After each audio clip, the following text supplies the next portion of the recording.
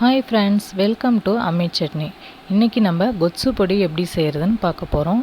இந்த கொத்சு பொடியை நீங்கள் தக்காளி கொத்சு, முருங்கைக்காய் கொத்சு, கத்திரிக்காய் கொத்சு எல்லா கொத்சுக்கும் யூஸ் பண்ணிக்கலாம். இப்போது இதுக்கு தேவையான பொருட்கள் 10 காஞ்ச மிளகாய், 1 கை கடலைப்பருப்பு, 1 கை மல்லி. இப்போது இதை நம்ம எல்லாத்தையுமே ட்ரை ரோஸ்ட் பண்ணிக்கலாம். ஃபஸ்ட்டு கடலைப்பருப்பை போடுங்க. போட்டு அதை நல்லா செவக்க வறுத்துடுங்க.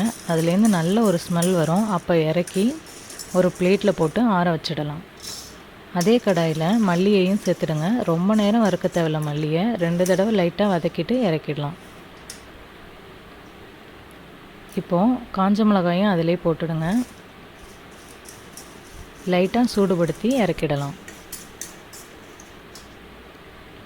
இப்போ இது எல்லாத்தையும் ஒரு 5 நிமிஷம் ஆற விடுங்க. நல்லா ஆறினதுக்கப்புறமா மிக்ஸி ஜாரில் சேர்த்துக்கோங்க. சேர்த்து இது மாதிரி கொரகொரப்பாக பவுடர் அரைச்சிக்கோங்க. இந்த கொத்சு பொடி ரொம்பவே யூஸ்ஃபுல்லாக இருக்கும். நீங்களும் வீட்டில் ட்ரை பண்ணி பாருங்கள். தேங்க்யூ.